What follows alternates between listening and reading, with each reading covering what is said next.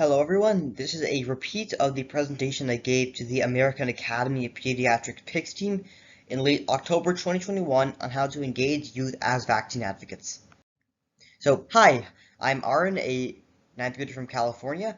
I founded Teens for Vaccines at the height of the measles outbreaks of 2019 before the pandemic, and my ongoing research is in the factors affecting adolescent vaccine rates. So we have a lot to cover, starting with an overview of what we do here at Teens for Vaccines, our approach of directly engaging teens to empower them to get vaccinated and be champions of public health. I will then share with you the tremendous benefits of engaging us teens in vaccine advocacy, critical insights into teen behavior to maximize engagement, and finally some concrete strategies that schools can implement for engaging students to promote vaccination. So Teens for Vaccines is a youth collective, and our core mission is to educate and empower teens to be vaccinated and champions of public health. We have over 40 ambassadors across various states in the US, and I am particularly proud of how diverse we are. We come from different backgrounds and ages, including teens of vaccine-hesitant and anti-vax parents. Our vision is a world where all teens know which vaccines they need and when, so teens have easy access to vaccines, especially in schools, since many teens are either rural or have parents working two jobs and don't have the necessary transportation.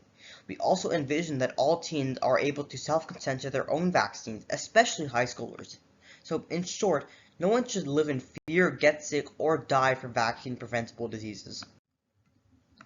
I founded Teens for Vaccines at the height of the measles outbreaks of 2019 after finding out that so many teens were going to Reddit to know how they can get vaccinated without parental consent.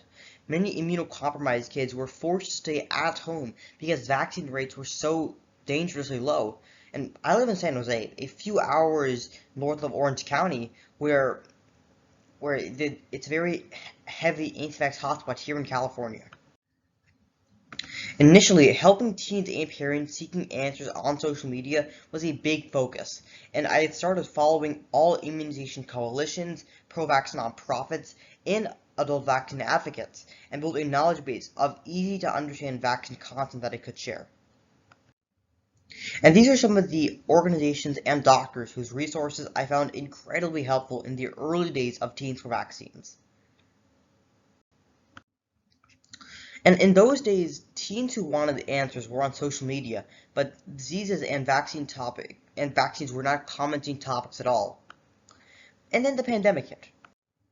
Suddenly, every teen was aware, and questions about disease transmission and vaccines surged. There were a lot of questions on science. What is mRNA? What are antibodies? And as the pandemic progressed, what is the Delta variant? Will the vaccine work for all variants? Why is mask efficacy such a big debate? And is it common sense that things won't go in the nose and mouth when we have a barrier, and so on? Coupled with these were vaccine concerns. Teens mostly echoed parental concerns. Was the vaccine developed too fast? The name Operation Warp Speed didn't give many people confidence on safety. And as disinformation spread rampantly, there were concerns on fertility and myocarditis. Before the Delta variant, teens were called a low-risk group, so parents as well as some teens were like, maybe it's not worth taking the vaccine just right now. We'll wait. If vaccines work, why do we have to wear the masks when we were fully vaccinated? That was a common thought for these teens and parents. We also saw a large number of teens simply afraid of needles, just wondering if they could skip this vaccine like so many skipped the flu shot. Teens felt that no one was talking to them. COVID-related information and later on COVID vaccine information was geared towards adults and parents, many of whom were hesitant. Teachers having varied opinions confused teens a lot. So after an entire year of isolation, teens were just fed up and wanted ways to either convince their parents or just know their rights. Do they need parental consent? Where is the nearest pharmacy? And so on. Many were also seeking answers for friends. The pandemic certainly brought teens closer as everyone faced the same issues of not having enough information, engagement, or access. So, what did we do? We wanted to bring teens together, so we surveyed through our personal networks on how teens were feeling, what questions they had, what were their friends thinking about the vaccine, was your school doing enough, do they feel heard, and what needed to change. Teens needed to know that their opinions mattered. Soon, we organized virtual town halls on Zoom where teens talked directly to doctors and nurses without parents being there. These were very informal spaces, so it wasn't like a lecture or a presentation, but a discussion where teens felt like they were heard, and vaccinated teens were naturally sharing why they got vaccinated. Soon we started to share powerful personal stories of vaccinated teens on social media. One of our videos went viral, having about 12,000 views. It was very impactful to see have extracurricular photos like playing music, sports, etc., since it connects with the message that vaccines are the only way we can get our lives back. A Louisiana teen who thought COVID was a joke caught COVID and then got the vaccine joined our team so he can educate others. And we started to see a groundswell of such teens wanting to do the right thing, to reach out to their peers.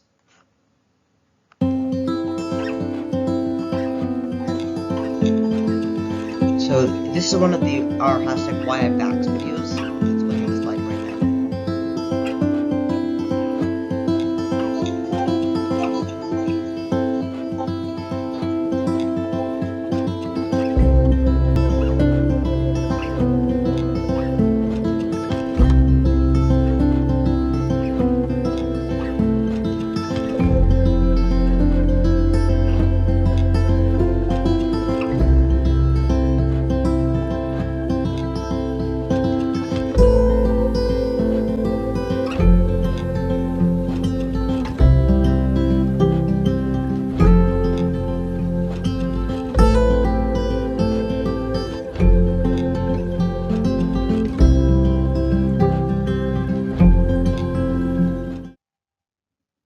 We updated our website with science videos on how vaccines work, specifically the mRNA vaccine, what is community immunity, and above all, why vaccination is not just an individual choice.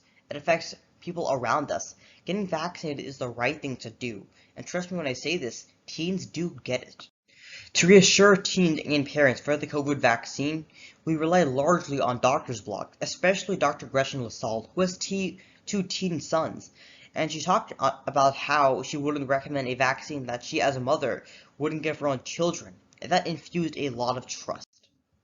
And as we were helping teens convince their parents, we wrote all of our tips in a guide, most important of which are get your facts down, don't fight with your parents, lean on personal stories, use doctors and nurses as a way to bridge the conversation with parents, and be persistent. And for teens of extreme anti-vax parents who are beyond hope, we help them with state laws and finding pharmacies in keeping with the law. We also raised awareness so teens start speaking up, and that support from parents, schools, healthcare providers, and legislators was absolutely critical if we want to raise teen vaccination rates. Finally, as schools opened up, vaccinated teens were willing to lobby school boards for COVID safety measures, masking, testing, and vaccine mandates. No one likes a mandate, but we can't risk going back to the distance learning, which is not equitable for a lot of teens. And on a different note, we were thrilled to receive a letter from President Biden for our efforts back in August 2021. And I spoke a lot about the work we do at Teens for Vaccines, so shifting gears now into the tremendous benefits we see with teens engaged in vaccine advocacy. Teens make powerful peer advocates that can influence other teens to get vaccinated and ask them to initiate dialogue with their parents. They can virally promote COVID safety measures at their schools. Frankly, when teens know their routine vaccine schedules and the importance of not missing a well-cared check, we will certainly have higher overall vaccine rates. And by distributing vaccine literature, organizing vaccine campaigns, teens can significantly reduce the burden on health departments and immunization coalitions. Teens can also design effective messages for promoting vaccines. We often see fake teen models smiling with a vaccine, and to be honest, they are nowhere near as effective as a real teen sharing a real story in a real-life setting. Another example is the flu campaign. Oftentimes we see reassuring posts that the fever after the flu shot is because antibodies are being created and it will just last a few hours. We think it may be more fun to show teens watching a movie sipping mom's favorite chicken noodle soup after a flu shot, the perks of getting the flu shot. Involving teens will help design messages we believe will resonate with them. And finally, The only way we get past vaccine hesitancy and anti-vax beliefs is to empower the younger generation so these beliefs don't perpetuate. So I firmly believe that education is the best antidote to misinformation. Here's some critical insights into teens for maximizing engagement based on our experience. Now, there's a lot on this slide, and I apologize for that, but these are all very important aspects to remember. Teens will engage more when you ask for their opinions, brainstorm solutions, and make them a part of the decision-making. Engaging teen leaders from student government, youth organizations, club faculty, sports coaches will further engage a larger number of teens. About educational content, it isn't true that teens believe everything they see on social media. They just don't. We simply trust teachers, doctors, and nurses. We just need to make sure that teens are being reached by important individuals. And for teen outreach efforts, younger teens, ages 13 and 14, are often forgotten. We all know HPV rates among younger teens are lower due to parental hesitancy and unawareness. Even with COVID, younger teens don't speak up as much, while older teens are out there rebelling.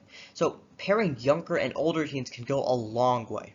Also, when holding parent sessions, please involve younger teens so they develop confidence in talking to their parents. Finally, on the topic of training, teens love easy to understand videos. Not everyone is looking to be a science major, but they want to support and promote vaccines.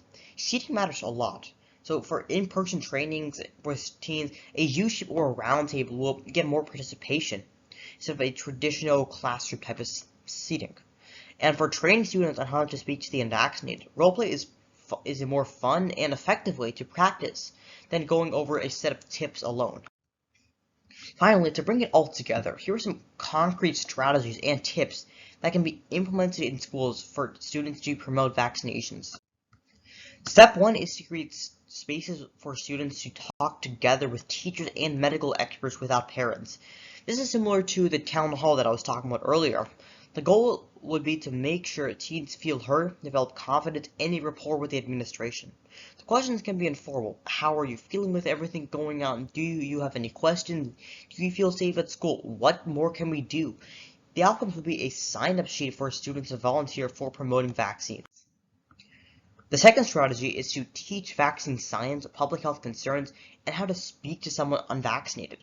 The most important thing is to engage a few students ahead of time, vet the content and the format by them. Students watch vaccine science videos, the history of vaccinations, especially on how smallpox was eradicated, the spectrum of vaccine hesitancy, and the reasons why someone would be hesitant to vaccinate, and finally, how to talk to an unvaccinated peers with empathy. Practice role-playing as well. And like any training, send students home with a questionnaire to fill in later so you know they understood what was talked about. Another strategy is to organize a teen panel of diverse students, including some student leaders along with popular teachers and medical experts. All of them sharing their personal story as to why they got vaccinated. How it was not just an individual choice for them, but they got vaccinated because it affects others around them. Use this opportunity to remind students about routine vaccination as well. The outcome of this town hall should be a call to action for the larger student body to volunteer and sign up for training to promote vaccinations. Another way to engage students is to have a guest speaker in a science class to talk about misinformation versus disinformation, how it spreads, how to detect and report. The goal is to empower students to think for themselves, be responsible. Once they understand the magnitude of the problem, they will be enormously motivated to go out there, debunk misinformation, and promote the truth, promote vaccinations, because misinformation kills, and their vaccine advocacy can save lives. Here's some final few strategies. Encourage students to form a public health group for ongoing dialogue, planning community campaigns, students and club sponsors to work closely with the local immunization coalitions and the health departments, especially on messaging and campaigns. Another incredible strategy is to organize a school-based vaccine clinic that doesn't have to be brick and mortar. It could just be a pop-up that offers COVID and flu shots. School nurses are integral to student healthcare, so getting the life-saving vaccines at schools makes it a lot easier for students to promote vaccination. Finally, encourage parents to involve their children in vaccine conversations and decision making, as well as support legislation for student autonomy, such as minor consent laws for high schoolers. Peer-to-peer promotion for vaccination will be most effective when coupled with students having easy access to vaccines along with the right to self-consent. So I shared a lot, and in summary, here are a few key points I want you to take away. Teens want to be heard and be a part of the decision making. They want direct engagement from schools, healthcare providers, and parents. Personal stories are powerful motivators, and teens make powerful peer advocates. Make students your training partners. Create open, joint spaces for teens, teachers, and medical experts. Engage student leaders and club faculty, sports coaches, popular teachers. Ultimately, when teens and students are told, we depend on you, you can make an impact and save lives, they will absolutely go out there and promote vaccination. So thank you so much for listening. It was truly an honor to be able to speak here today, and I really hope my presentation was useful to you.